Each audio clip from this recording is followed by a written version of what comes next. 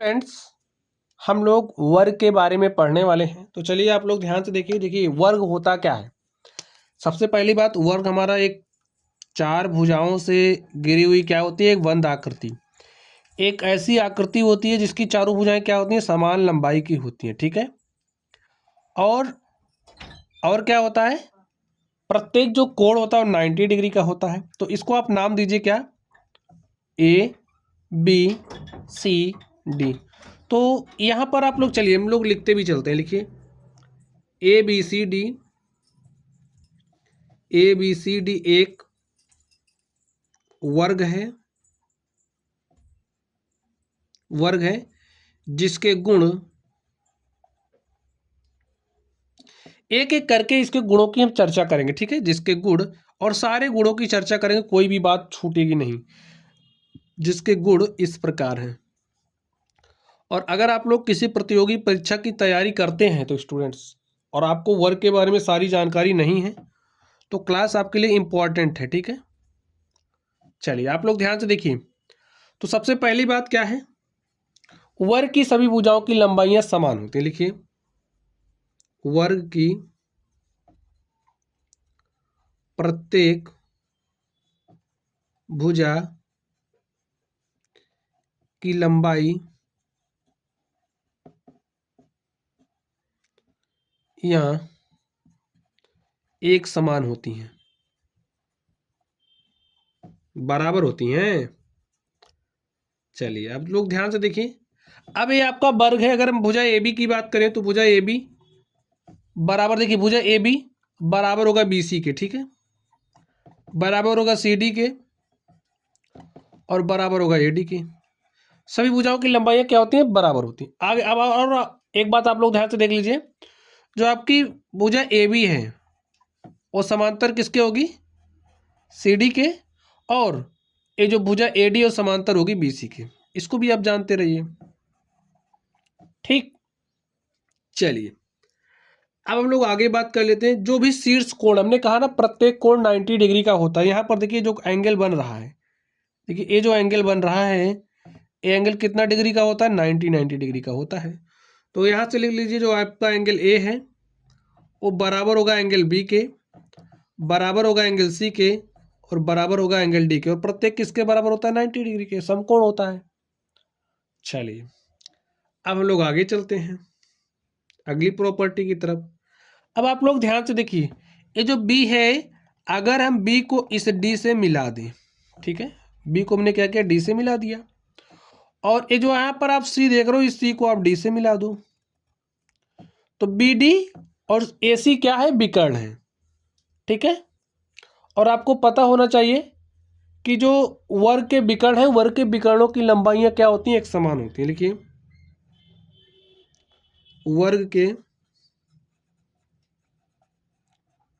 विकर्णों विकर्णों की लंबाइयां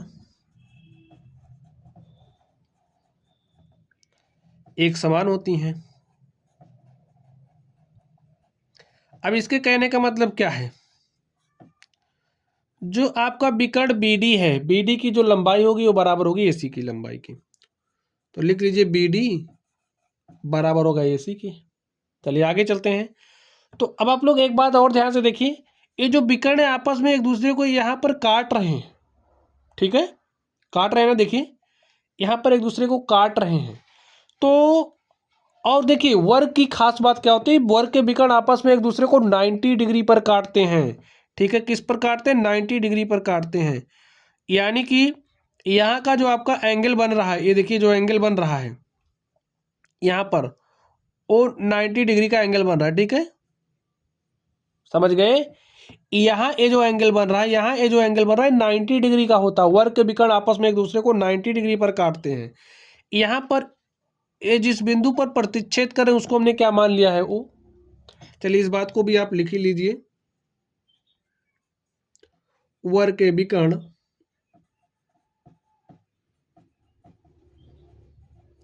विकर्ण आपस में एक दूसरे को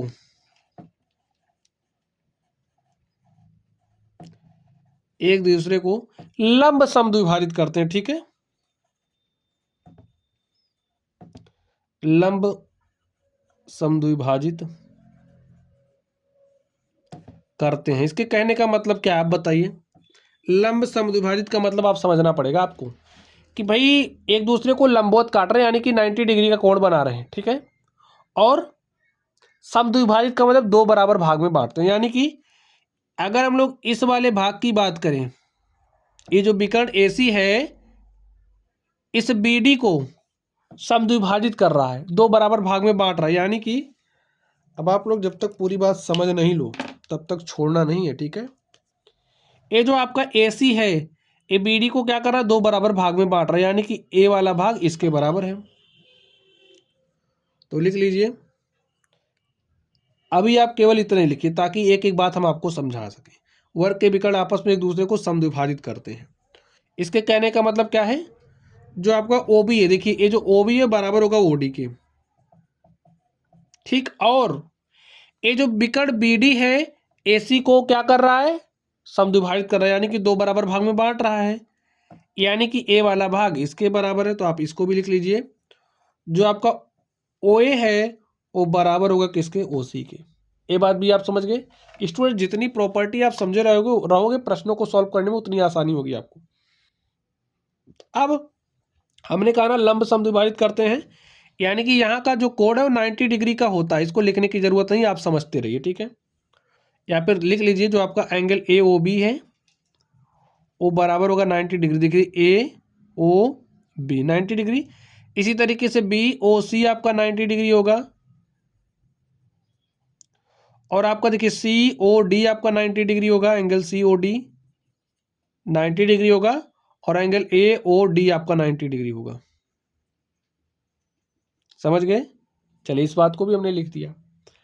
अब आप लोग आगे ध्यान से देखिए,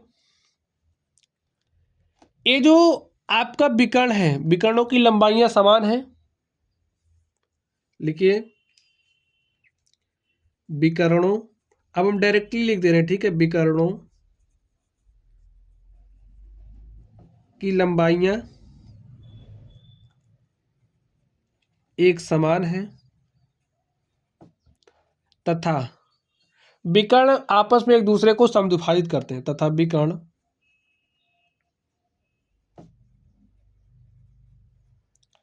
आपस में एक दूसरे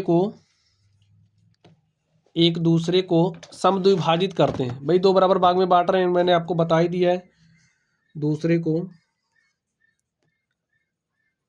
समद्विभाजित करते हैं। यहां से भी आपको कुछ मिल रहा है, ठीक है, समद्विभाजित करते हैं। इसलिए क्या होगा, विकर्णों की लंबाइयां समान है और विकर्ण आपस में एक दूसरे को समद्विभाजित कर रहे हैं, इसलिए आपको क्या मिलेगा कि ए वाली जो भुजा है ए इसके बराबर और ए इसके बराबर, ए इसके बराबर, यानी कि सारी क्या हो जाएंगे, बराबर हो जाएंगे। ये सब आपका क्या हो जाएगा, बराबर। तो लिख लीजिए, इसलिए जो आपका OA है वो बराबर होगा OD के, बराबर होगा OB के, और बराबर होगा OC के। ये सब भी क्या होते हैं, बराबर होते हैं। अब आप ये बात भी समझ गए, इतना ए भाग ए क्या होंगे, बराबर होंगे सब, ठीक। चलिए अब आगे एक बात और समझिए, अब सारी बातों को आप समझ करके जाइए, ठीक है। नेक्स्ट यहां पर देखिए, चलिए एक दूसरा वर्ग बनाते हैं आपको समझाने के लिए। एक क्या है, आपका वर्ग है, ठीक है, वर्ग तो वही है, केवल समझाने के लिए यहां बना लो। देखिए यहाँ का जो शीर्ष कोण होता है कितना डिग्री होता है, 90 डिग्री का, ठीक है, 90 डिग्री होता है।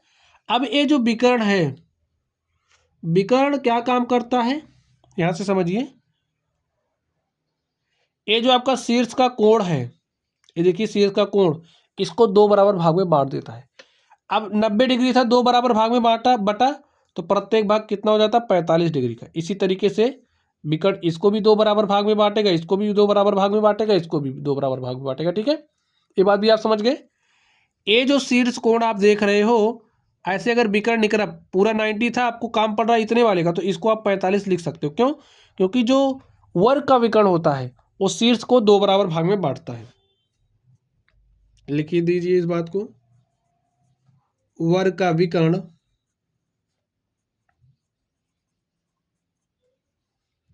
शीर्ष के कोण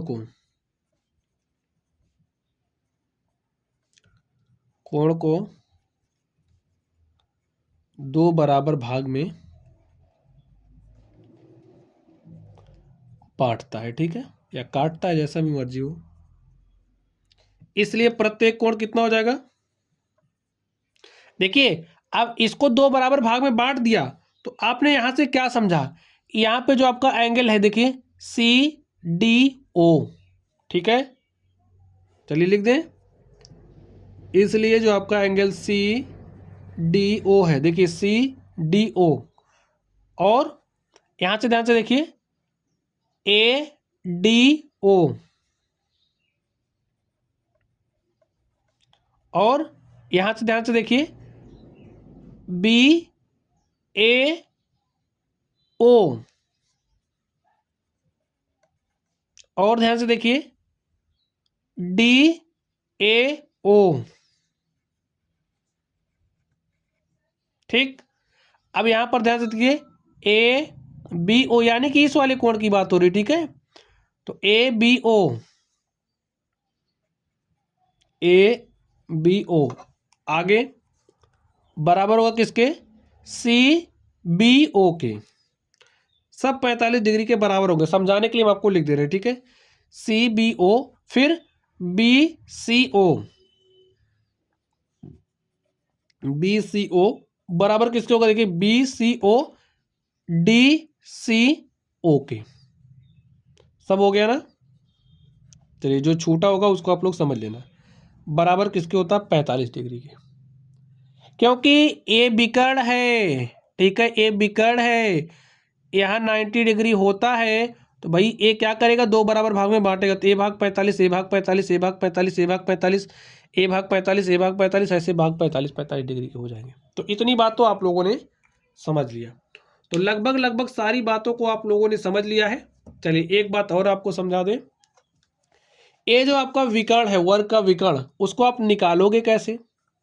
देखिए एक पार्ट ले लीजिए आप, क्योंकि वर्ग के विकर्ण बराबर होते हैं, अगर आपने एक पार्ट को निकाल लिया दूसरा आपका निकल ही जाएगा। देखिए हम ADC को ले रहे हैं, ठीक है, ADC लिखिए,